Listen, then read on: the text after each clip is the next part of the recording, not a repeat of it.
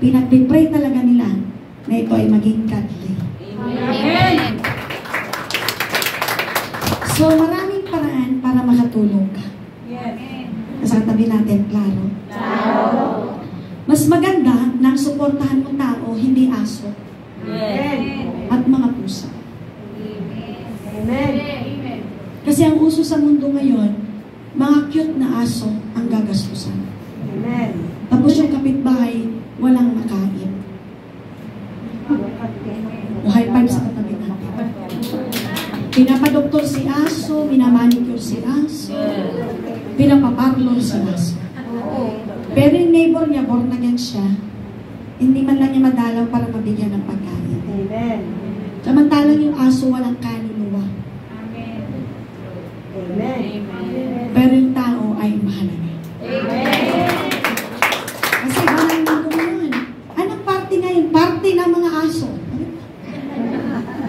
So may mga ribbon, ang cute, may sapatos pa yung mga aso.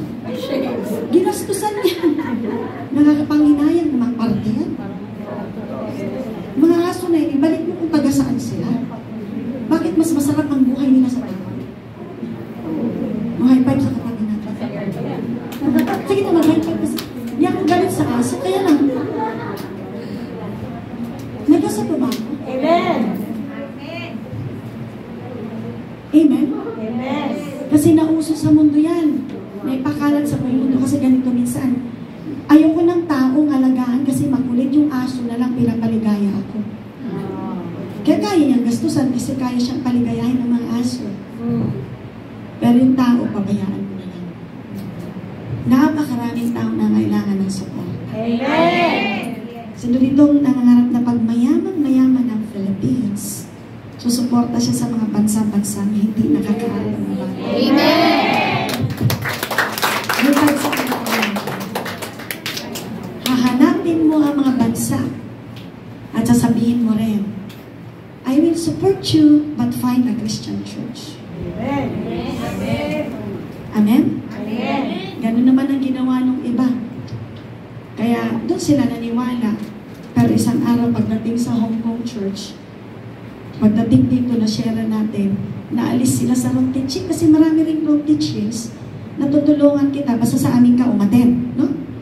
Pero pagdating dito, ang Holy Spirit din ang kumilos. So pag may need, mga kapatid, willing tayong mag-serve. Amen. So ang Samaritano, habang siya nag-travel, ay nakita niya, naawa siya. Ang ganda ng wordings eh. Ano nakalagay? A Samaritan, basahin po natin, as Samaritan, as he traveled, come where the man was, and when he saw him, he took pity on him. Anong nando sa heart niya, na kanya? He took pity, naawa siya. Kasi mahirap tumulong kung wala kang maawaing puso. Amen. At ang awa na yan ay mula kay Lord. Amen. Kasi kinaawaan lang din naman tayo eh, no? So dapat lumago din sa puso natin yung awa. Amen. Kasi wala na tayong pag-asa. Pero my Lord na dumating sa earth, iniwan ng langit talaga para iligtas niya tayong lahat. Amen? Amen. So he went to him and bandaged his wounds. Pouring on oil and wine. Actually, it's so scary na para mag-stop siya doon. Malay ba niya kung yung rubber nandun pa? May risk yung pagtulong niya kasi pwedeng siya naman ang i-attack. Yes. Amen? Pero hindi siya natakot. Talagang pati buhay niya, willing niyang i-offer kasi gusto niya talagang tumulong. At hindi niya inisip yung kanyang yung danger, yung safety niya. Hindi niya inisip kasi naawa siya. Hindi niya lubos makita na mamamatay na ito. Kailangan mo siyang tulungan. So parang tayo, parang wala ka na makain sa lunch. Dahil sa sobrang awa mo sa Philippines, nirimit mo lahat. Buti na lang may maawain mamaya sa lunch, pakainin ka. Meron Good Samaritan na nagluto ng lunch. Pero wag naman palagi siya lang ang Good Samaritan. Dapat next time, ikaw din ay Good Samaritan. Nasa katabi natin, lahat tayo. Oo, kasi may time talaga na www.com yung kapatid. Kasi minsan, lalo kung nagre-recover ang family, may need talaga. Kaso minsan, sunod-sunod ang problema. May sakit na yung loved ones, may sakit na nga, ninakawan pa. May mga ganun din sa istorya. Amen? Nasa katabi natin, klaro? Klaro. Tapos, may kasunod pang problema, nagsasabit naman ng totoo. Parang gaganon ka minsan, kawawa naman ito. So, parang ito ay handusay na, halos patay na. Amen?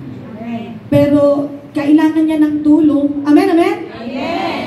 Ang kailangan dyan ay habag mula sa mga anak ni Lord. Amen. Sabi sa katabi natin, kapatid, hindi ka Samaritana. Hindi ka Samaritana.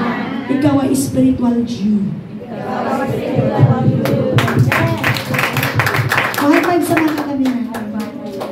Kung yung Samaritana na hindi kilala ang Diyos ng Israel ay naging maawain, tayo ang may karapatan na maging maawain. Amen! Tayo dapat, sabi natin sa ating katabi, tayo dapat. Tayo dapat. Kaya nagkakagulo din yung mga kababayan natin sa labas. Kasi, ganito siya, tutulong, no? Tutulong.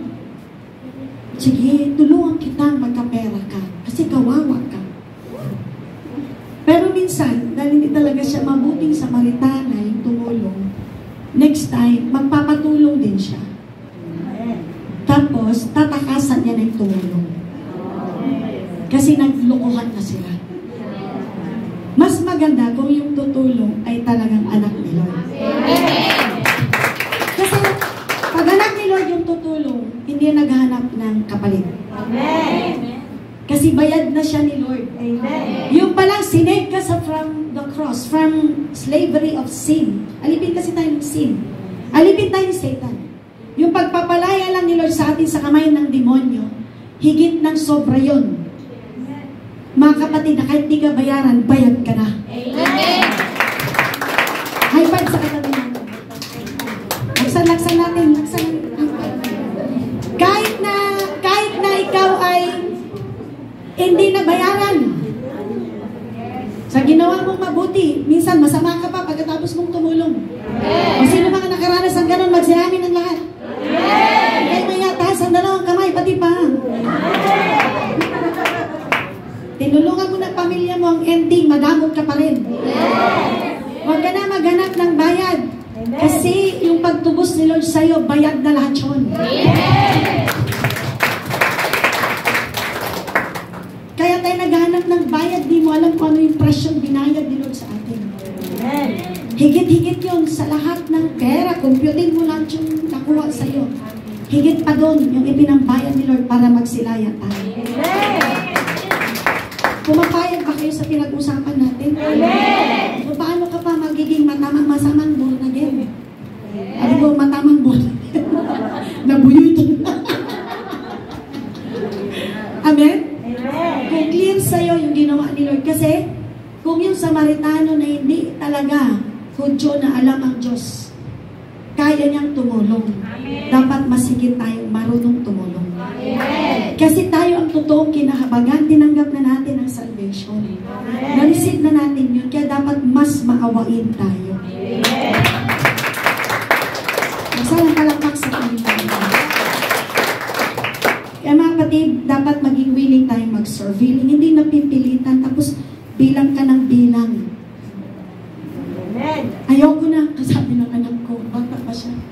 Sige mga anak, sabi ko doon mga nakatira sa HOR na pagkasabado ng gabi, dahil late naman ako uwi talaga, sa taas na kami nakatira.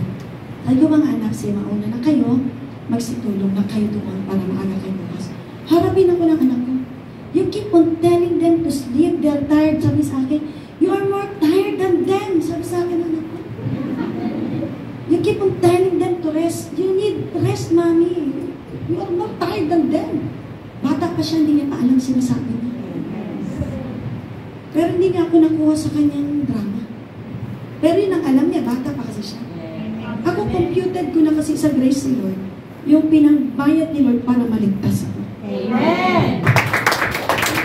Kaya, kahit anong hirap mo sa paglilingkod kay Lord ngayon, lampas ka dapat sa Good Samaritan kasi hindi ka Samaritan. Amen! Amen! Parang klaro na ba to?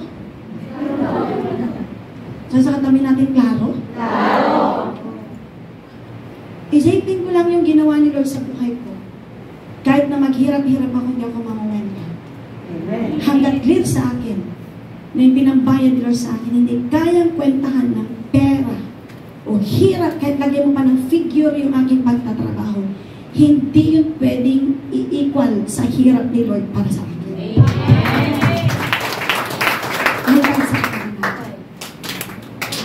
Na kahit na minsan, gawin ka pa ng masama, lagyan mo pa ng amount yung hirap na ginawa sa'yo, lagyan mo 1 billion. O gusto mo, 3 billion pa yun. Hindi kayang i-compare yung 3 billion na equivalent, kung lalagyan mo ng figure yung ginawa sa akin masama sa ginawa ni Lord sa buhay. O sige, high-five sa kami natin. Mugugin natin para magsigisip sa kasalanan. Kasi ang gagaling natin mag-compute minsan. Tapos feeling mo, ang dami mong ginawa. Akala mo hero ka na. I'm so sorry. Isa lang ang hero. Amen! Palakpak mo. Pero hindi masasayang ang effort kay Lord. Kasi may tinatawag na sinasabi sa Bible, your labor in the Lord is not in vain. Hallelujah!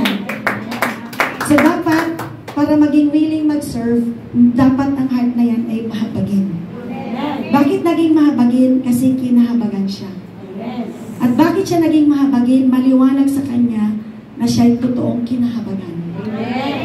While we were still sinners, Christ died for us. Amen. Number 3, mga kapatid, may tinatanggap ng mga misyonary? Opo. Kasi mga kapatid, sa point number 2, true service means getting our hands dirty. Ang totoong paglilingkod, willing kang madumihan ang kamay mo. Willing kang mag-sacrifice, pati oras mo at resources para ma-meet ang needs ng iba.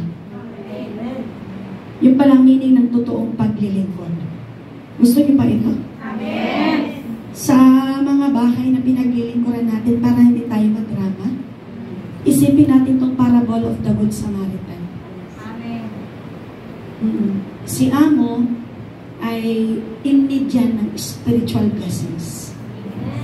Puro yan kung walang Kristo yan.